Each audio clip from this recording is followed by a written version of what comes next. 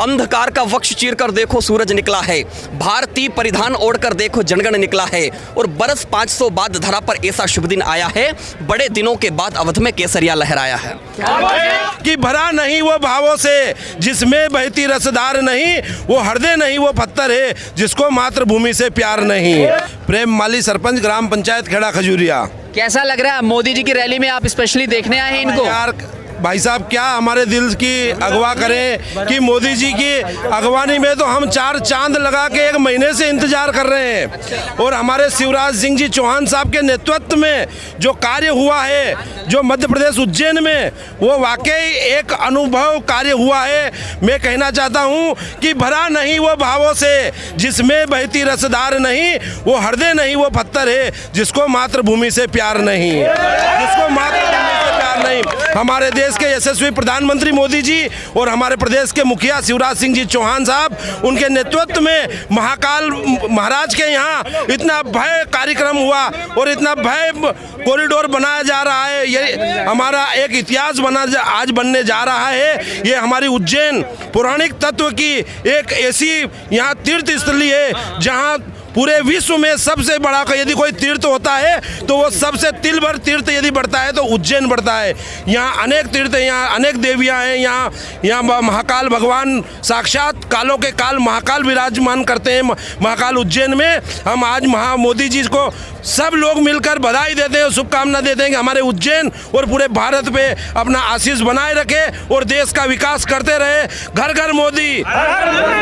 बताइए 24 में कौन आएगा, क्या लगता है? जिस तरीके से लगातार काम चल रहा है, अभी से तैयारियां शुरू हो गई हैं। कुछ लोग कह रहे हैं कि गद्दी से हटा लेंगे, विपक्ष एक साथ हो गया है, लेकिन मोदी जो है डटे हुए हैं अभी भी। क्या लगता है आपको? अरे विपक्ष में तो सुपड़े साफ हो गए हैं। उप मुख्यमंत्री भी बीजेपी की शपथ ले रहे हैं राजस्थान में। वहाँ भी एक सरकार बची है, वो भी गिरने वाली है। कुछ दिनों में वो भी गिर जाएगी, यानी कि घर का बेदू लंका ढाए, ये चल रहा है। दूसरी विपक्ष में तो एक ही पार्टी बची है विश्व की, भारतीय जनता पार्टी, और हमारे देश के प्रधानमंत्री जी के नेतृत्व में पूरे विश्व, पूरे भारत में सिर्फ एक ही पार्टी रहेगी। 2024 में एक ही पार्टी रहेगी, भारतीय जनता पार्टी। ये पूरी भी एक ही पार्टी है, भारतीय जनता पार्टी। इतने सालों से आज़ादी के बाद में फिर से धरोहरों को सजाया जा रहा है, संवारा जा रहा है, उसको लेके क्या सोच रखते हैं? क्या लग रहा है वाकई में भारत बदल रहा है?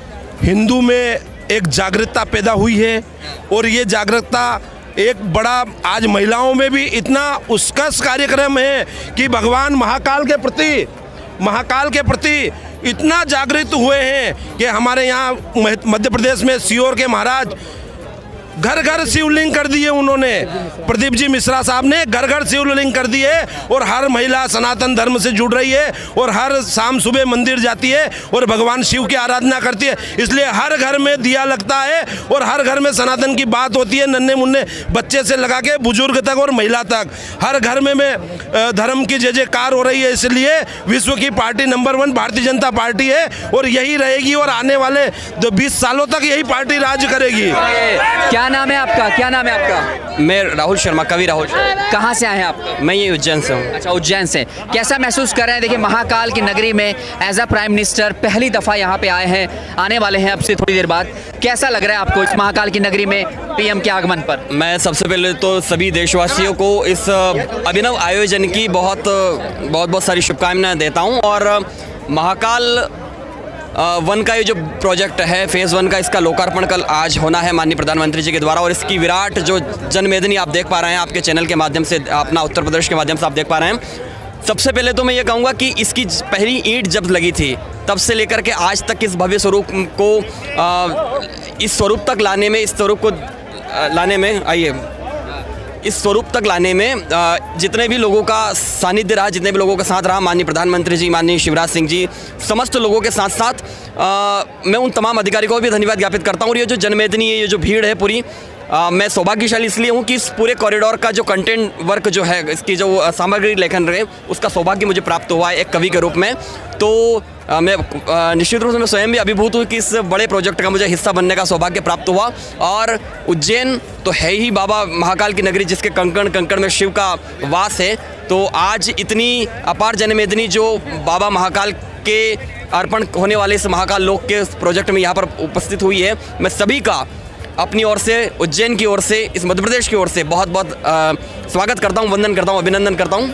चलिए, सुनने में जब मैं आपसे बात कर रहा था तो मुझे पता चला कि आप कवि हैं। तो एक बात बताइए, कवि हैं तो मुझे लगता है तमाम ऐसी चीज़ें जो महाकाल के ऊपर आपने लिखी होगी और मोदी जी के भी ऊपर कुछ कह सकते हैं, बोल सकते हैं। तो अगर कुछ है आपके मन में, अगर दिल में है कुछ, तो उसे निकाल के दिखाइए। बाबा महाकाल के लिए कि क्या है बाबा महाकाल, मैंने बताने की अपनी पंक्तियों में कोशिश की है। यूँ तो सृष्टि के कण कण में व्याप्त है, पीकर हलाहल धरा को विश्व मुक्त किया, सृष्टि को प्रवाह देते आप महाकाल जी, क्षण में प्रसन्न होते। जैसा भाई साहब ने बताया, एक लोटा जल हर समस्या का हल, क्षण में प्रसन्न होला क्षण रुष्टा क्षण तुष्टा, कि पीकर हलाहल धरा को विश्व मुक्त किया, सृष्टि को प्रवाह देते आप महाकाल जी, क्षण में प्रसन्न होते, कष्ट पल में मिटाते, भयहारी भवतारी देव महाकाल जी, और धारते भुजंग चंद्र गंग महादेव जी, और काशिका पुराधिनाथ बसे हो अवंतिका में, कृपा दृष्टि आप बरसाना महाकाल जी। तो नरेंद्र मोदी जी के ऊपर बाबा विश्वनाथ की कृपा है, बाबा महाकाल की कृपा है,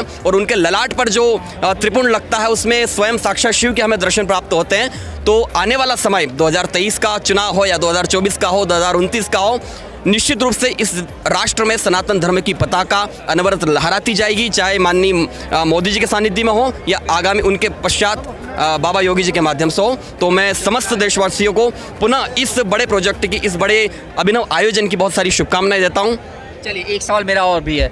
मुग़ल शासकों द्वारा आज़ादी से पहले अंग्रेज़ों ने, मुग़लों ने जो है इस देश पे राज किया, हमारे धरोहरों को मिटाने की कोशिश की, तमाम ऐसी चीज़ें जो ख़त्म सी हो गई। लेकिन बीते 8 साल के अंदर वो 70 साल वाला आज़ादी के बाद से जो सरकारें नहीं कर पाई, वो 8 सालों के अंदर जिस तरीके से मोदी ने किया है, उसको लेके क्या सोच रखते हैं और आने वाले टाइम पे इस भारत को किस तरह से देखते हैं? क्या एक सनातन धर्म के रूप में फिर से ये पुरानी पहचान बनाएगा? देखिए, किराएदार जब घर में कब्जा कर लेता है तो एक समय ऐसा आता है कि उससे अपना कब्जा छुड़वा लेना चाहिए, एक अच्छे मकान मालिक की निशानी होती है।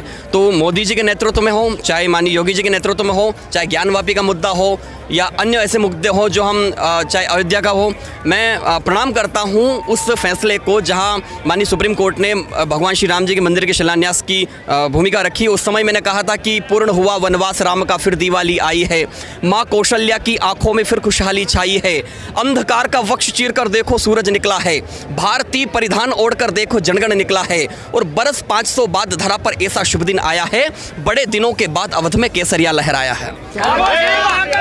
तो ये वो समय है जहां हम अपने पुरातन वैभव की ओर लौट रहे हैं, और निश्चित रूप से एक सशक्त नेतृत्व जब देश को प्राप्त होता है तो वो कहीं न कहीं अपने धर्म की पताका को, अपने यशस्विता की पताका को, जो इतिहास में कहीं ना कहीं धूमिल होती जा रही थी, उस पर उस धूल हटाने का प्रयास किया जा रहा है। तो वो स्तुत्य है, प्रणम्य है, और हम सभी ऐसे फैसलों का स्वागत करते रहेंगे जो माननीय मोदी जी और माननीय योगी जी लेंगे। चलिए, बहुत बहुत शुक्रिया बात करने का। ये देश के जवानों के लिए कह रहे हैं, तो मैंने देश के जवानों की परिभाषा में 4 पंक्तियां कही है कि क्या है देश के जवान। जब देश की राजनीति हमारे सैनिकों पर प्रश्नवाचक चिन्ह लगाती है तो उनके लिए मैंने कहने की कोशिश की है, देश के सैनिक अपने आप में प्रणम्य होते हैं। मैंने उनकी परिभाषा कही है कि भारती के शीश पे विराजमान पारिजात, कालिका के खप्पर में शोणित का दान है, अन्नदाता के समान प्राणदाता है हमारे, मानवीय रूप में हमारे भगवान हैं, और शत्रु के समक्ष वक्ष तान के खड़े हैं सारे, साहस के सिंधु हिंद वीर नौजवान हैं, और प्रभु श्री राम यदि भारत हमारा है तो सैनिक हमारे सारे वीर हनुमान हैं।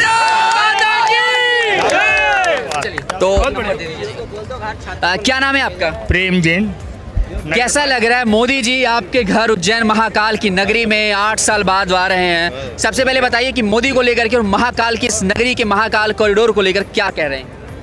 आज उज्जैन की महाकाल की नगरी में विश्व का हीरो, हमारा नेता, हमारे देश का प्रधानमंत्री माननीय मोदी जी आज उज्जैन के महाकाल की नगरी में पधार रहे हैं। हमारे मध्य प्रदेश के निवासी इस अभिभूत क्षण को देखने के लिए आतुर हैं, और यहाँ जो जनमानस आया हुआ है, लाखों की संख्या में लोग हैं यहाँ पे, हम उनका स्वागत करते हैं, वंदन करते हैं। मेरा नाम प्रेम जैन, नगर पालिका अध्यक्ष शाजापुर।